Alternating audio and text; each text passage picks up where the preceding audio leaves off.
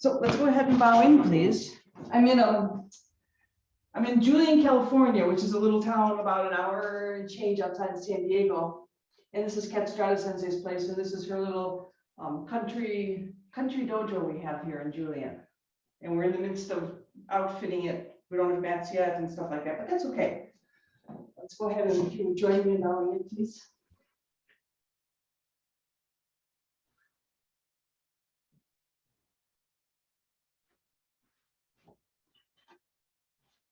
Okay, let's go ahead and do a little bit of light stretching, and feel free to unmute yourselves if you want to. If you have questions or just anything you want to share. If you have a small space, please make your movement smaller.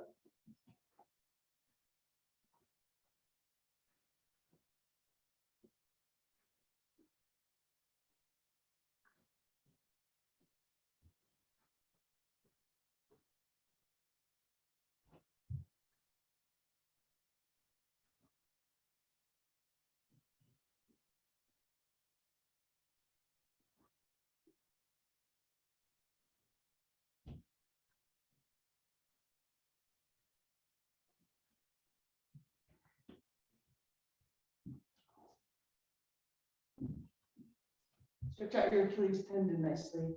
It's probably one of my favorite stretches that there is. Feels really good.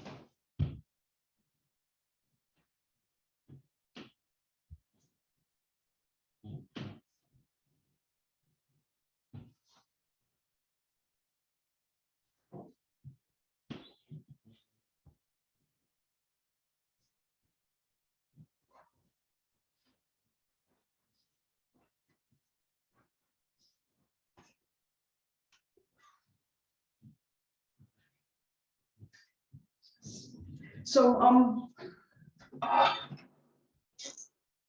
when the pandemic first started, all of the Zoom stuff was really new for me. I'm not very much of a technology person.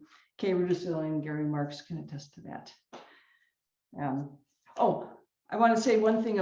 If anybody's got upcoming events coming up online or whatever, upcoming things that they want to share with everybody who's here today, please put it in the chat. And don't be shy. Put the information, put the link in the chat so we can all know about it and benefit from it. And that way we can, keep our community strong. But when this first started, it took me a little while to get into the whole Zoom thing. But now I've realized that there's so much that I've been learning from it. And it's really giving me an opportunity to examine my training from a different way. And some of the stuff that I've been examining is stuff that I started thinking about before, but it's just taken a little different turn because I haven't been able to be in the dojo with my students and stuff like that. But it's a great opportunity. It was out of my comfort zone at first. But then I said, okay, I have to stop, being timid and just, I teach seminars and sometimes I'll teach a whole weekend about being okay with discomfort. And here I was shirking from discomfort of this online stuff, which is kind of, poor form on my part, not really training. I wasn't training. So I jumped into it and I made a conscious decision to avoid, for the most part, props and equipment and stuff. I've probably there's a few times over all these months I've been teaching 4 times a week pretty regularly. And I've used a chair as a placeholder a few times. And I've used a bokken and a tanto to mark a line a few times. But I've really tried to avoid using things and instead use this. Because one of the things I find in my own training, and I can only speak of my own training, is that I don't use my brain enough. We talk about Aikido being a mind-body art a mind, body, spirit art.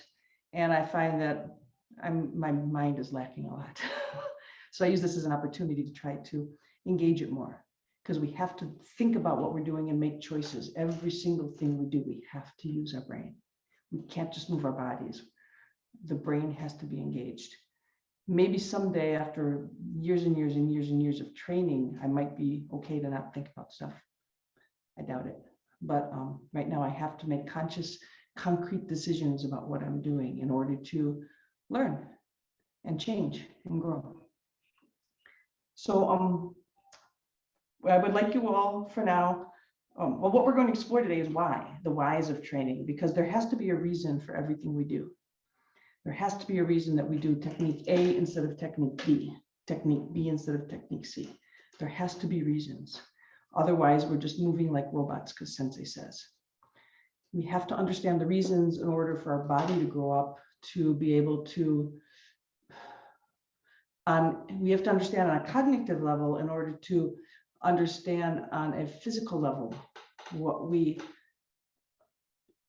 is appropriate in whatever situation we're doing it. So there's many ways to explore that, and I'd like to share with you one way that I kind of think about it a little bit. Some of you have probably heard me say these things before, and if you have, I apologize. But for now, I'd like you to just close your eyes, don't move your body, and think, and I would like you to envision Shomenuchi, let's do kosadori, ikkyo omote. You can either be watching two people do it inside of your head, or you can be one of those people, or you can be both of those people, or you could switch off any of those things. But if you would just take a minute or two and just visualize kosadori ikkyo omote in however much detail you choose to.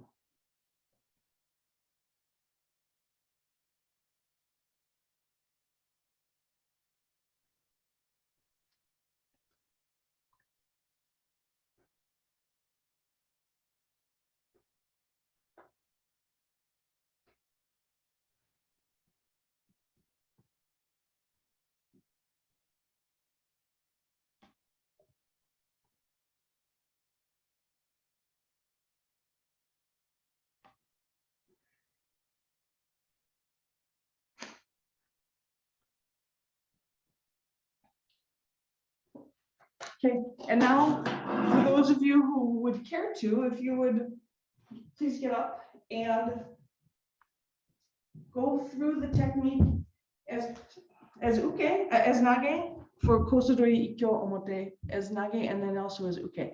In I do Iaido. I've done Iaido for a little bit, and in Iai we always have, well, usually we have our paired stuff too, but the bulk of our training is with a kasoteki, invisible attacker, an attacker that we have to create ourselves. We have to be very specific. How tall is this attacker? So I know where to cut. If I'm cutting across their eyes, where are their eyes? How tall are they? How long are their arms? How close are they? If I'm avoiding their strike, etc., etc., etc. In Aikido, we don't do that very much, but it's very valuable training to be mindful enough and thoughtful enough to be able to actually create the other person. So I'd like you to be nage and create your uke, so kosadori ikkyo omote, and then be uke and create your nage, and go through it a number of times if you would, please. And if you have a hard surface and you don't want to go down to the pin, don't worry, we don't need the pin. The pin's the least important part of it right now. But if you would just go through the technique and move your body a little bit. This is a very basic technique, so we all pretty much know it, I think.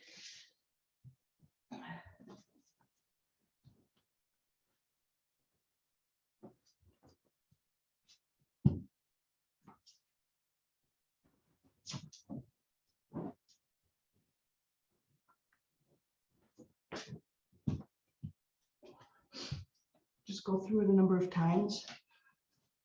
And remember, we have a whole body. We have two arms, not just one. So even though it's a one-handed grab, are we using our whole body?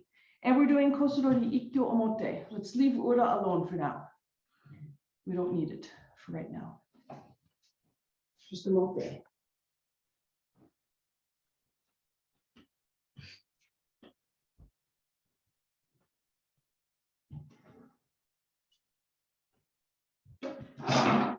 Okay, so as uke,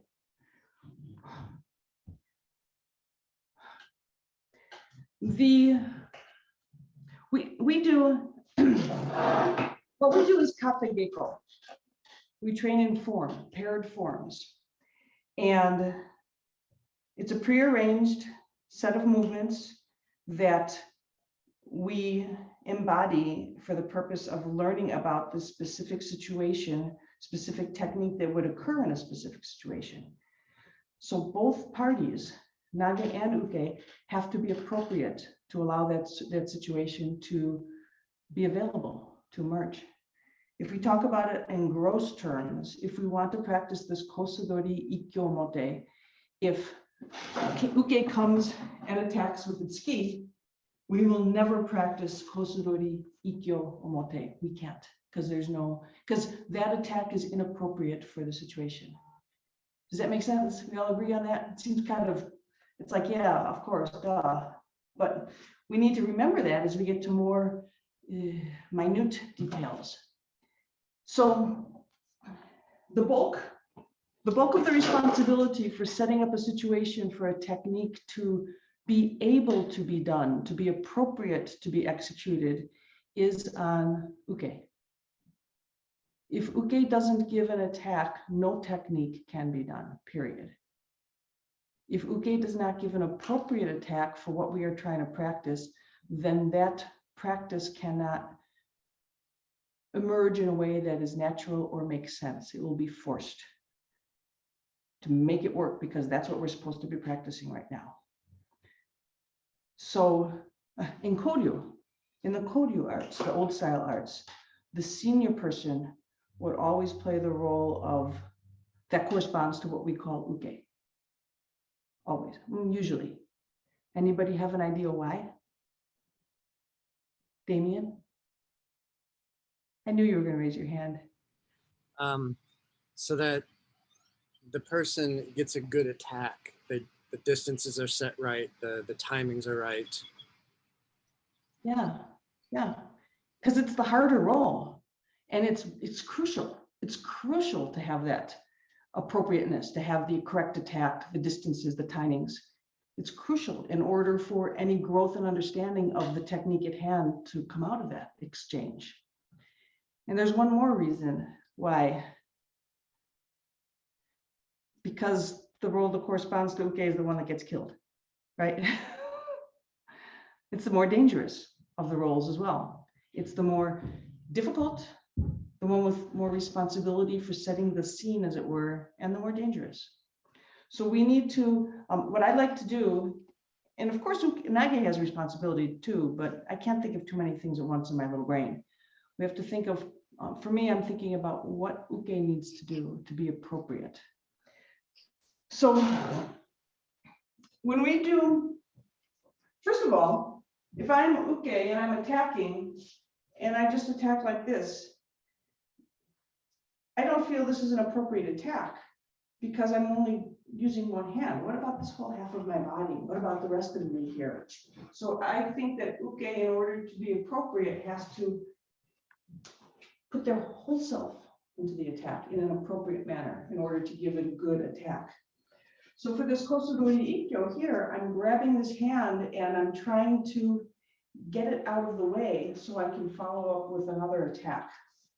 So nage basically whacks this arm with this arm. They use my own arm to block my other strike and can come through here.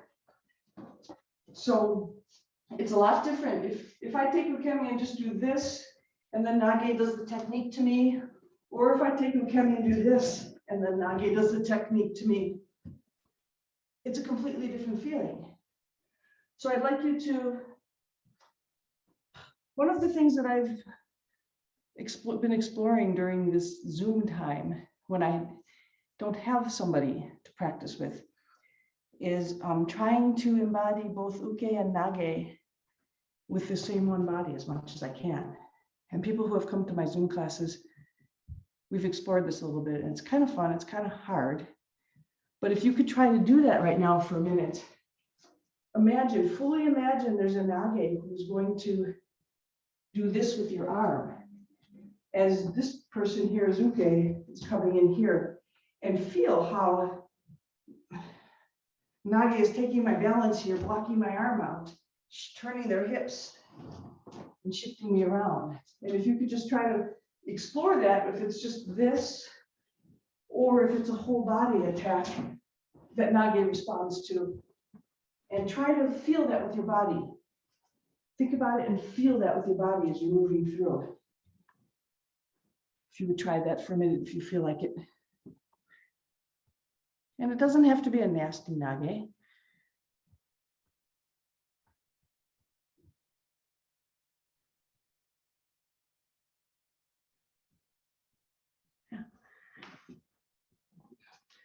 Half of a body attack and just responding to it. And nage is doing the same thing basically.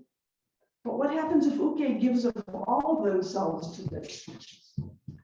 What happens if Uke gives all of themselves? So that nage can understand why. Why do I raise this arm up like this? Why do I raise Uke's arm up like this and bring it through?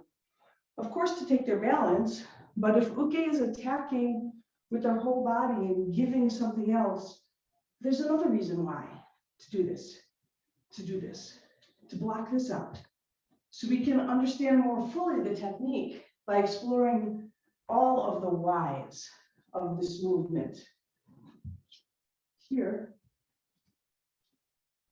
why? Instead of just this, now we have this to add to it, to put some more understanding to the proactive and reactive parts of this technique.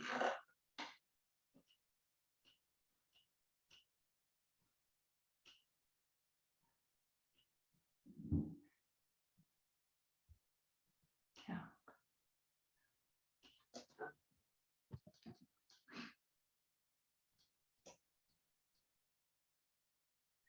What does it feel different? And if you feel like turning your cameras on so I can see what you're doing, that'd be great. And if you don't feel like it, that's cool too. Whatever you want. If you have any questions, ask.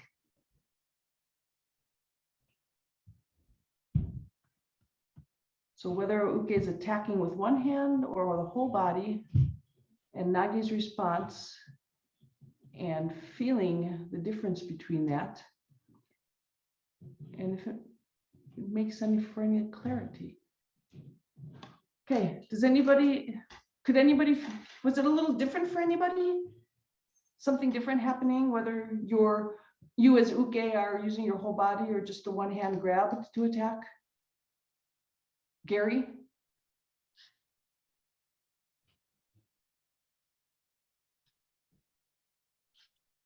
And Angelo, Angelos is raising his hand. Angelos, do I have to? Sorry, I didn't want to interrupt. I guess the distance changes a lot. Yeah.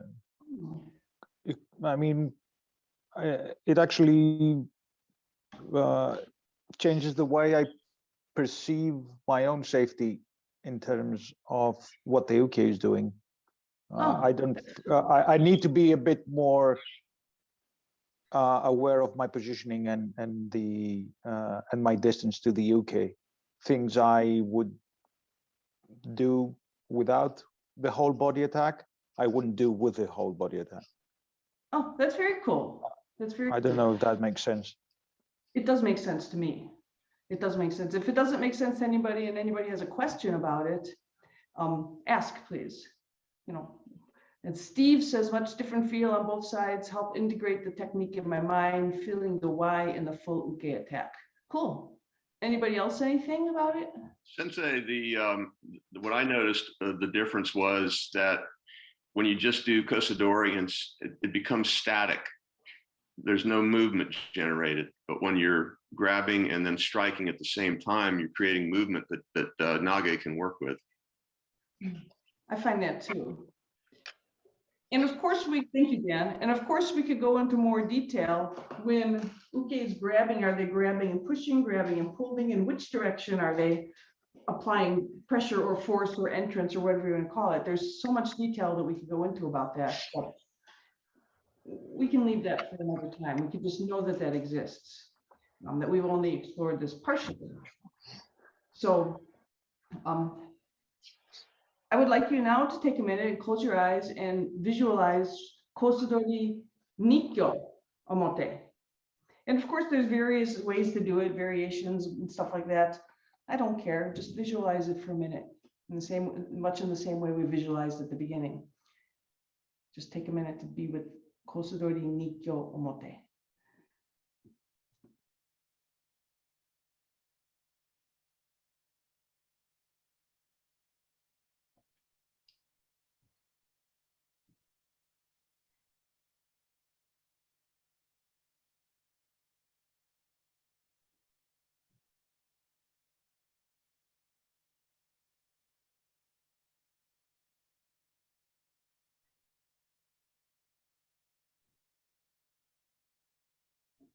And now, if you would, if you feel like it, stand up and once again move your body as nage and as uke through Kosudori Nikyo Omote, if you would please.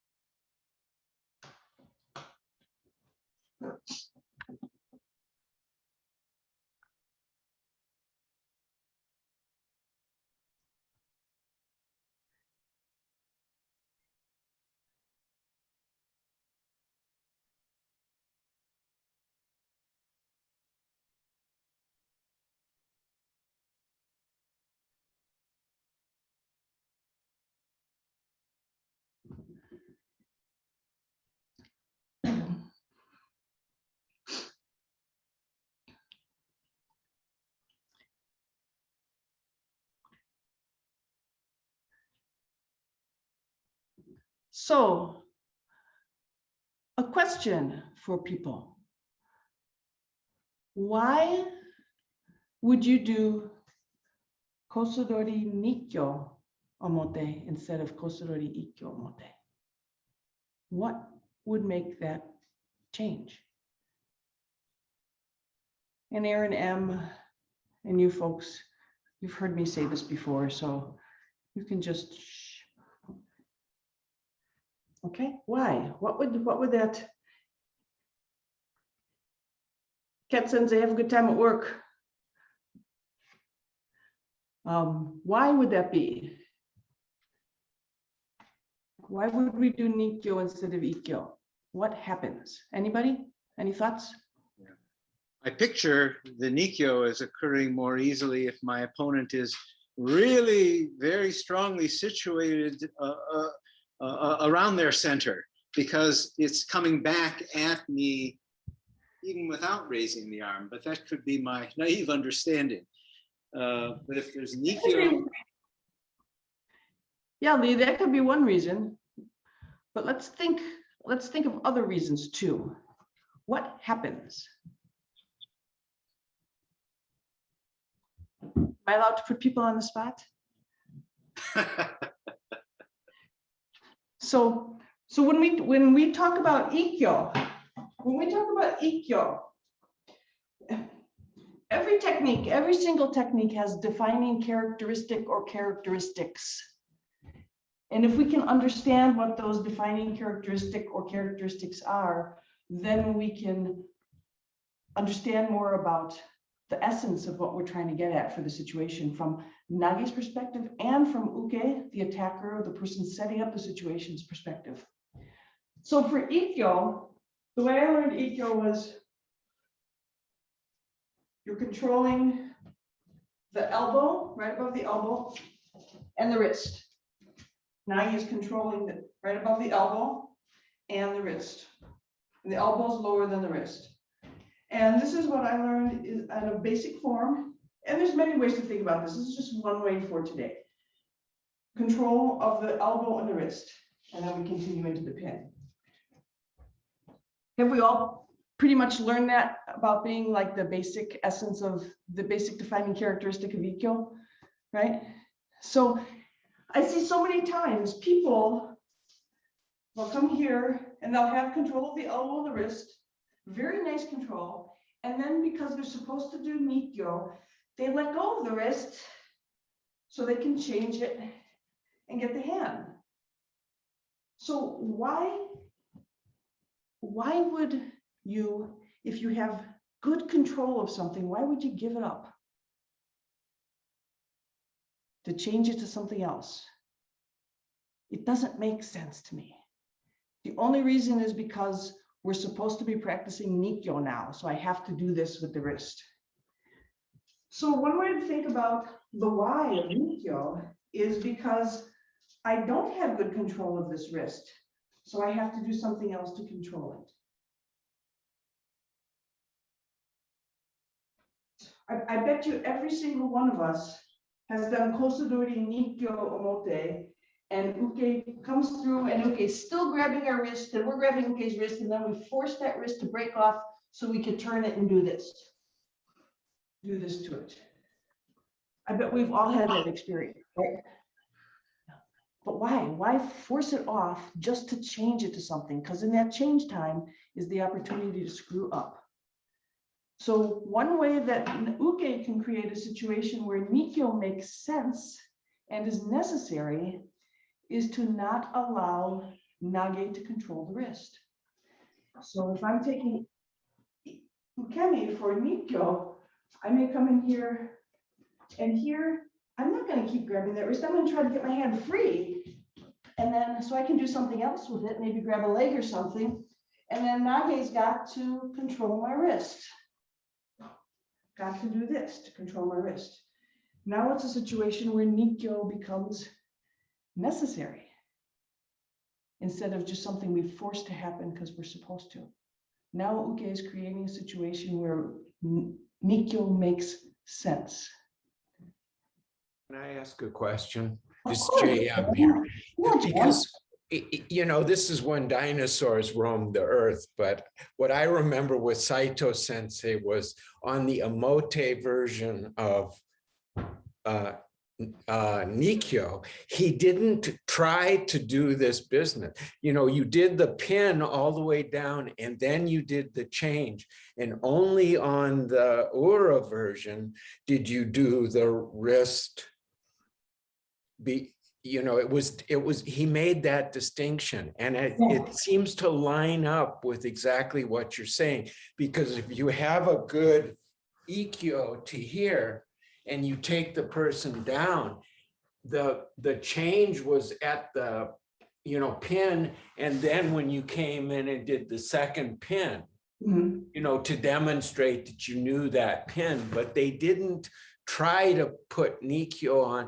And then what I remember is with Shomenuchi, there was more compression. That was the distinction that happened, because you did catch the wrist there. Yeah, You know, it has to be something that's different. I agree with you completely, JM. At Hombu, I was fortunate enough to spend 14 plus years in Japan. And at Hombu, this part of the Nikkyo only occurs on Ura, not on Omote. But have a good time at work.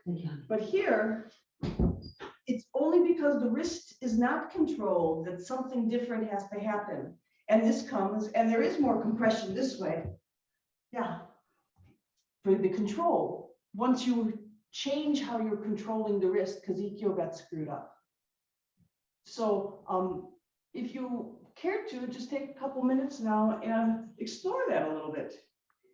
As Uke, we're attacking with our whole body. And if you stay married to this wrist, and if Nage's got this wrist well, what happens when they let go to change this? It just doesn't make sense. Or as Uke, as you're not letting them control the wrist, if you're trying to get your wrist away, And then it can naturally just fall into this Nikyo type, this Nikyo situation.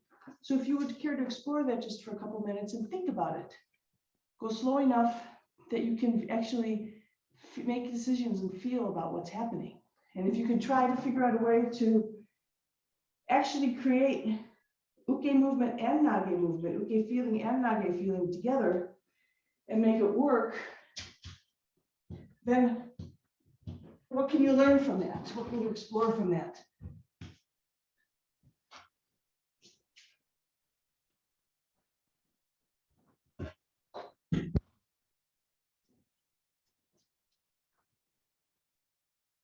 There's got to be something different, some reason that nage would do this wrist. Tekubi moashi, tekubi moashi is actually the full name for Nikyo. Ude osai is Ikkyo, pin the arm. Tekubi moashi, to rotate the wrist.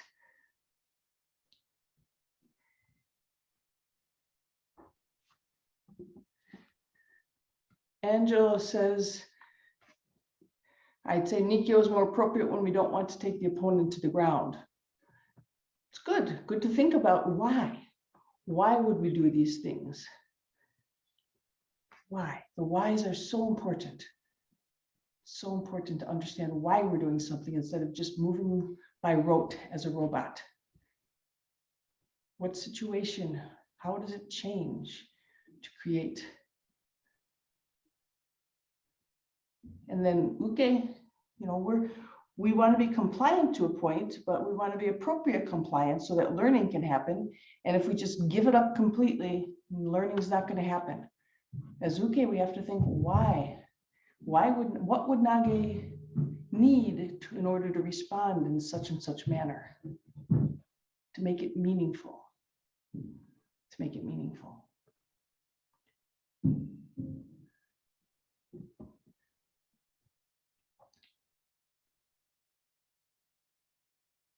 Anybody have something that they're discovering that they thought about as they were going through this movement? Yeah, Lisa Sensei, I find Nikyo useful if your Ikkyo doesn't quite work. Yeah. And uke starts to come back up. You use that coming up. You use Nikyo to secure them at that point. Right. But my next question then would be, why not Sankyo? Why would Nikyo, what's different about a situation when Ikkyo doesn't work? Why would one situation call for Nikyo as the fix for that mistake? And why would another situation call for Sankyo as the fix for the mistake? For that mistake? What's different? And there's lots of reasons why, but today to just keep it simple, something's got to be different to call for Nikyo instead of Sankyo. Uke's energy, direction of their energy. But specifically what? We need to train in specifics in order to be able to most efficiently grow our understanding and our execution. So we Hello, Sensei. This is Jae-sang. Is it because... Hey, Jae-sang, you look like Christy. Well, I wish. I mean, that's what I'm hoping for every day I get out, but apparently I do not. Is it because you lose control on the wrist for the Nikyo and you lose control on the elbow for the Sankyo movement? For me, that's a really good way. That's why the way I think about it on a basic level too. Yeah, I mean, there's many reasons, but one very and Steve just said in the chat too, Nikyo still have control of the elbow for Sankyo when you use the elbow. No, not the elbow. You don't lose the elbow and the wrist, Steve. I think what Jae-sang is saying is you lose control of the elbow for Sankyo I think that's very valid. How many times, I know I've done it because this is the way it was taught to me. When we go to do Sankyo, Kosudori Sankyo Mote, we come and we enter here. We've got great control of the elbow and the wrist. We let go of the elbow in order to go over here, crossing over our body to the opposite side to get that wrist. We got to use this to hold them down because we've sacrificed all of the kuzushi that we just gained. And then we bring them back up and bring them back down. I know I've done that a lot. Any of you guys done that? That makes sense to me. I've always thought, why? And way back when, my first teacher, this was way back when, I asked why once. He came by and he said, I'd only been training for a year or so. And he came by and he said, do this way. And I said, why? And I wasn't trying to be challenging. I really wanted to understand. And he whacked me across the face and said, don't ask me why. And he stalked away. So I never asked him why about anything again, but I always asked why myself. Kathy says, if Uke is up and I lost Uke's elbow, yeah. So rather than get that out of there, having a great Ikkyo, elbow and wrist control, sacrificing it to break your own structural integrity by reaching over your body to get this hand, and then coming here. I think I answer, and I've got the wrist, but oh my, the elbows, I don't have the elbow. Uke's a little far, I don't have that elbow. I can control it by moving closer, which is better than leaning, or I can not care about that elbow. This hand is right in front of me and there's Sankyo. So as Uke, if I'm taking Ukemi for Sankyo, I'm going to purposely make the moai bigger so that nage cannot have my elbow controlled. And it forces them into a situation where they have to deal with lack of control of this and convert it to this. Does that make sense? Any questions?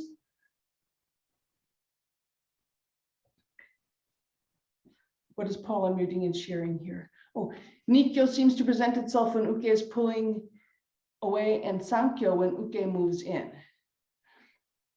That may work. There's, like I said, there's different ways to do it. And that may work for your thinking. For me, it's about the control of the elbow and the wrist on this level of what we're doing today, or the lack thereof. If Uke moves in, it depends on where their hand is. If they move in, if this hand is over here, I don't have Sankyo. But for today, I'd like you to explore the moai and the control or lack thereof of the elbow. So if you're here and they've got Ikkyo well, and they go to get Sankyo on you, or if as Uke, you move away and your elbow is free and they get Sankyo on you. If the moai is greater, we also need a greater moai in order to do Sankyo. If the moai is close, if Uke is too close, Sankyo doesn't work. There's too much play. There has to be locking up here in order for Sankyo to work. So if you would explore those three scenarios, please. Ikkyo, where the elbow and the wrist is controlled perfectly. Nikkyo, where the wrist goes wrong and we have to convert it. Or Sankyo, where the elbow gets away and we have to convert it. And if you would explore those as nage and as Uke for a couple minutes, please do.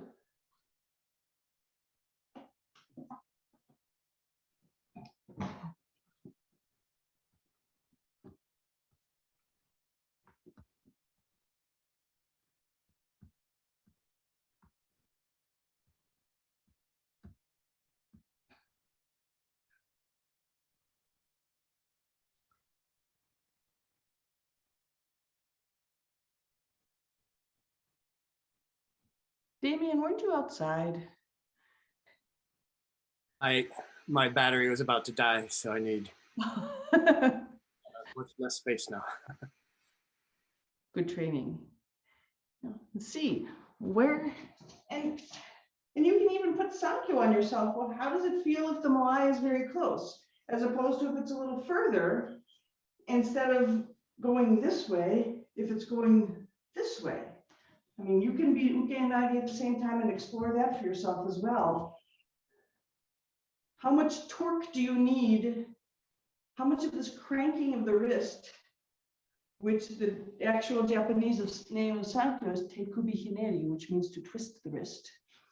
How much of this twisting do you need if it's going upward only? That's a lot of twisting here, as opposed to coming in and up to capture Uke's body and control it. So you can experiment with the moai yourself as well. If it's a close moai or if it's a farther moai. And really think, why as nage would I do sankyo? As uke, what situation do I need to present in order for sankyo to make sense and be the most appropriate choice? The most appropriate choice. Matter, these things matter. Hey, Asley, thanks for joining us.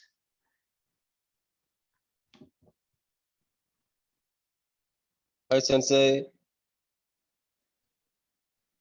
Congratulations for Shihan, Sensei. Oh, thank you so much. Thank you for your friendship and for training together. And we have Steve says, horizontal sankyo certainly feels stronger when applied to myself in my limited space right now. Horizontal or a little bit on a diagonal up, I think, Steve, is what I would suggest you explore. Not horizontal, but diagonal up, even more important. And Angela says, Nikkyo seems to make more sense as a knife disarming technique than an empty-handed one, which does not preclude its use in empty-handed situations. Yeah. So thinking about the whys, what situation makes sense for this technique? It's really important. And there's a lot of different answers. There's not one answer, but just something we can start thinking about things. We got to use our brain. We got to think about our training. So were you able to explore the moai and the control of the elbow or lack thereof, the control of the wrist or lack thereof, the control of both for ikkyo, nikkyo, sankyo? And this isn't the end all to be all. This is just one way to start thinking about our training, to start thinking. Any questions or comments or anything? Yeah. I know you've been talking of thinking, but we think now so that later we just remember, or I mean, in the moment, you can't always be analyzing, right? No. Right. We think now so that we can create appropriate situations so we can learn on a physical level, a cellular level, a body level, how to respond. So we can recognize, like when we first started driving a car, we had to think about every single thing we were doing. We had to think about how to pull out of a parking place. Now we don't think about it so much, we just do it. But that's only because we thought about it many times at the beginning, that our body was able to, I hate saying without thinking, but without thinking, adjust and be appropriate. But if we don't start by thinking, we can't not think.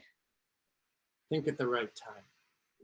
Think in order to learn and develop, so that when it comes a time where we don't have time to analyze and think, we can just move in a more appropriate fashion instead of just by rote.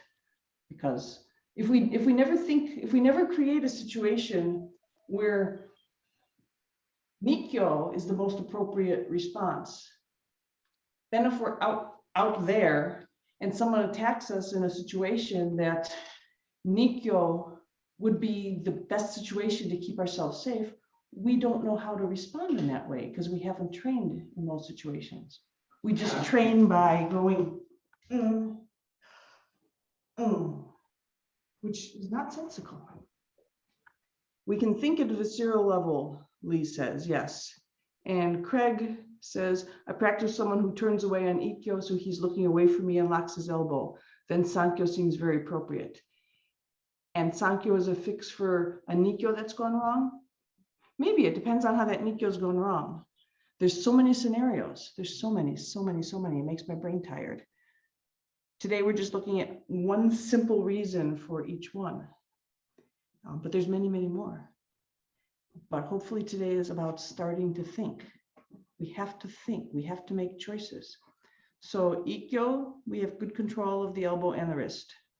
Nikkyo, in one scenario, we lose control of the wrist, but we have control of the elbow. So we have to convert the wrist. Sankyo, we have control of the wrist, but the elbow has gone wrong. Uke is far. So we have to abandon that elbow and convert it to something else. What would would be a situation that Yonkyo would make sense. I don't think Yonkyo makes sense. The only way that Yonkyo makes sense is if everything goes to hell. You don't have the elbow or the wrists. You go in and you don't have control of the elbow or the wrist, so you just have to change everything and grab what you can to control that body through the Yonkyo form. I hate Yonkyo, but that's one way to think of it, because it doesn't make sense. Lee, you're absolutely right. If we come here and we have all of this, we have the elbow, we have the wrist, why would anyone give both of those things up to get this and do this? It makes no sense. There has to be a reason to give this up. If you have this, you don't give it up unless there's a reason. And the reason has to be more than just Sensei says so. Sensei, I have a question. This is Christine. Hey. So when I think about like, why would I go to Yonkyo? If my Ikkyo, Sankyo, Nikyo doesn't work, why would my Yonkyo work? Because like in my mind, those techniques at the core all have the same movement and feeling. It's just the outside of like the twisting or where the pressure point is different. So Yes. why would my Yonkyo suddenly work? Because I think one reason is because you don't have control of the elbow, you don't have control of the wrist. The elbow and the wrist are to control the body. You don't have control of the body through the elbow. You don't have control of the body through the wrist. So you have to make a connection somewhere to get control of that body. And what's right in front of you is this forearm, because you've screwed up the elbow, you've screwed up the wrist, but you can grab, you can latch onto this and use this to control the body, to lock up the body. And that's one way of thinking of it. Yeah, that's a nice way of thinking of it. Thank you, Sensei. Thank you. Good question. We have to, there's infinite possibilities and infinite configurations, but we have to start thinking about why. Why would we do this? What would warrant the necessity or the ability to do this or that? We can't just go through the motions of our training as not as nage and not as uke. We have to, as uke, it's imperative that we think, what do I need to give in order for this thing that we're polishing together and exploring and examining together to make sense, to make it possible, to make it meaningful? Because if we don't think about these things, if we don't ask why, then we're never going to understand it on any level. It's just going to be rote movement. And rote movement it's bad. Without rote movement, without understanding is not going to get us anywhere as far as our development and as far as our own ability to actually have our art be alive, be living.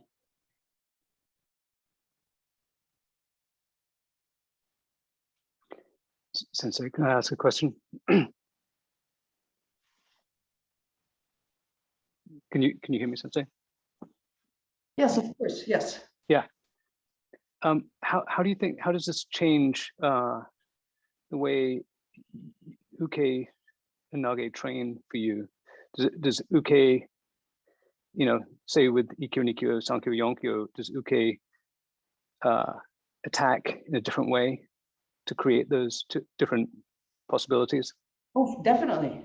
Most definitely. If I'm taking ukemi, if I know that the practice is about, and some of it has to do with, of course, the teacher and what the teacher is wanting out of the training at the moment. So as uke, of course, I can't thwart what the teacher is looking for and trying to transmit to the students. But I know, but provided the teacher is allowing for the situation, as uke, if I know the technique at hand is nikyo, I'm going to make sure I'm not going to hang on to uke's wrist, and I'm not going to give them my wrist purposely forever and ever and ever. I'm going to make them have a reason to have to do something with this wrist. If I know the technique at hand is sankyo, I'm going to make sure they don't have my elbow. if this is the style, if this is the purpose of the training we're doing today, it changes completely what I do as uke. As uke, I must understand what the essence of the technique is so I can provide something meaningful for that technique instead of something that causes nage to force themselves into that technique because they're supposed to. So, And so, for instance, as uke with yonkyo, you would make ikkyo, nikyo, sankyo quite difficult. I would, in an appropriate manner, inappropriate for Yeah. the, of course. I'm not going to be a jerk about it. I'm going to try to provide something that causes nage to understand that yonkyo makes sense in this situation. Otherwise, it's just going through the motions and no understanding of the essence of what's happening gets developed. We have to think and provide appropriateness. And that in so many ways, for the technique we're trying to do, we need to provide an appropriate attack and continuation through the technique of attack and movement. We have to provide appropriate speed, power, resistance, depending on who the two people in the exchange are. We have to be making choices all the time. We have to be thinking about, why would I do this? Why would I attack at this speed? Why would I attack and resist this much? Why would I give it away? Why would do I use my body to lead my partner through the technique, or do I make them find the perfect line? Why do I do this? How do I move? It's so important. Kathy says, should we be doing more training for uke attacks? I think we should, well, for myself, I can't speak for anybody else. I think I should be training more about uke's role and uke's training. I put myself into that so much. I feel it's so important to really understand the techniques from uke's perspective more and more. Christy Lee has her hand up. Hello, Sensei, Team Lee again. Oh, Jason has got his hand up. I can tell your hands look the same too. I think you definitely answered some of my questions. I was going to ask as a role of an uke for testing, for an ikkyo, nikyo, sankyo. I've always attacked and let them do the technique, but from what you're teaching today, I think it makes sense for me to give them the opportunity to do the nikyo and the sankyo at the testing when those techniques are called.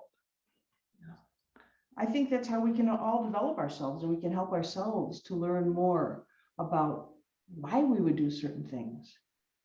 Because, if you got something good, why give it up just because someone says you're supposed to do something different? So as uke, if I provide an attack that the most appropriate, if we're just going to keep with the kyos, if I provide an attack that the most appropriate response would be nikyo, shame on me, because now I'm forcing nage to practice bad habits. And instead of recognizing that nikyo would be most appropriate and staying with it, they're forcing it to change to something that it's not. They're putting a square peg in a round hole. And that's how we build bad habits and build muscle forced Aikido instead of natural flowing Aikido. Damien. Hey, so I'm going back to earlier talking about uchidachi. Mm-hmm. Now, uchidachi, it's such a hard role because you need to know how to. Uchidachi is in some of the Koryu sword arts is the role that corresponds to uke. Yeah, uke is almost harder. And it's interesting, it almost makes more sense to me sometimes to have that only be the senior, but in Aikido we don't. So I guess for Aikido we need to train the uke role same time as nage to make that work, or? I don't know what you need to do. For me, I'm always, when I train, whatever role I'm in, and I don't know if this sounds weird or not, but I'm trying to be both at the same time. If I'm uke, I'm also trying to feel what nages do, of course, feel what nage is doing, but also put myself in that place and move in my own mind from that place, and vice versa. But it's important that we're fortunate that we have the opportunity in Aikido. We're fortunate in something. We're fortunate that we have a partner. We're fortunate that we can change roles and learn about this thing from both sides. We're unfortunate that we rely on partners a lot in order to train and grow. We need to learn how to grow ourselves up by using this more. But we're fortunate, you know, in my EI training, we have some paired practice, and in my dojo, you would get a partner and you would either be shidachi or uchidachi forever. You would never change roles. You would either be uke or you would be nage forever. You would never change roles. And I said to my teacher one day, we were walking to the train station. I was always asking questions and he would always give me these looks. I said, Sensei, well, why don't we change roles? And how are you supposed to learn about the other side? And he said, well, you learn from doing it a lot of times and examining what your partner does. And I said, in Aikido, we change roles a lot. We learn from actually physically doing both sides. And then a couple months later, we started changing roles. And it brings a whole different element to the training. We're very fortunate in Aikido for that, but we're also very spoiled. So we need to take more responsibility for our development and think more, think more. I think we're out of time, speaking of thinking more. Anybody have any last questions, comments, or feedback? I just wanted to say, Sensei, that these classes with you that I've been attending, the thought process of the why is teaching me that when we get back on the mat again, I'm going to be teaching a little differently than I did before, and focusing more on the why to my students. So thank you. Thank you, Dan. I appreciate always your attendance and your questions and participation. You know, we learn a lot together. Anybody else, anything? Yes, Jacqueline. Hello. Yes, a question. I haven't mentioned the control of the shoulder at all. Do you emphasize this? I mean, returning the shoulder to take away options for the uke. Yeah, the shoulder, that's a whole nother thing, is this whole shoulder. You know, we're all of these techniques, these kyo techniques that we explored today, whether it's ikkyo or whether it's nikyo or sankyo, eventually that's just the arm part that we use to transmit through here into here and control all of this. But definitely we want to be aware of the freedom of the shoulder too, whether it can return or whether it turns out, what happens with this whole shoulder thing. But that's part of the whole thing with the moai, and whether we have the wrist or the elbow and how we use the body. For example, if it's the sankyo here, where we're reaching over to ourselves, your shoulder is completely free. And that's why I have to use my shoulder to hold their body down here often, because their body is not controlled, their shoulder is not controlled, their body is not controlled. So the shoulder definitely plays into it. Definitely. Thank you. Thank you. Anything else, anybody? Something I'd like to say, and Dan sort of, but you know, we're fortunately starting to be able to think about, some of us more than others, being on the mat together and training together. And what are we going to bring to the dojo from this year, from this past year that we had? What are we going to bring to our training? What are we going to bring to our dojo mates, to our students? You know, it's been a rough year in some ways, but in other ways, we've been forced into a position where we've either had to not train or we've had to explore different things. So how are we going to use this year to benefit our art and our own development and our dojo mates and our students' development? What are we going to bring back with us to the mat? So I encourage you to think about that. I know I am. And I am excited about what's to come I think we have a great future should we choose to. If we put all of this stuff together, what we've persevered through and what we've gained from it, and bring it to our tradition, I think it's going to be a cool thing. Christy or Jason, whoever you are. Sensei, I just wanted to say that I really, that your class is definitely making me think about the role as an uke. And the question that, I always struggle with myself, and I don't know if we're out of time, is that as an uke, and again, maybe it's not black and white, how much resistance do you give as an uke when you, attack somebody? Because again, there are people that ask you to be stronger, and I'm thinking, oh, I'm taking good ukemi, but maybe the person finds it too easy. I don't know. And then you attack, and then and they give you this look like, oh my God, what is this attack? So I'm just always like struggling how I should attack. Good for you, Jason. Struggling about how you should attack is perfect. It means you're training. It means you're thinking about it.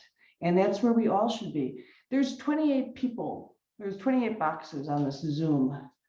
And I know I'm one of them. So there's 27 boxes. If I were to take ukemi for each of you, I would take different ukemi for each one of you people. Different ukemi, same shomanuchi, different, completely different shomanuchi. Everyone's different. Every situation is different. And if I'm not agonizing over that, then I'm not training. So good for you, Jason. And we should all be thinking about each and every encounter we have, making choices. How fast, how much resistance, how much strength, how much persistence. We should always be making those choices for each and every person. It's different. It should be. So I know we're out of time, Brian Sensei, so I'm going to bow out. I want to thank you all for spending your time here this morning, and I learned a lot, and I appreciate you all very much. And I'm glad to see some people that I know and other people that I don't know, and let's put some faces on names and stuff like that. But let's go ahead and bow out if you would, please.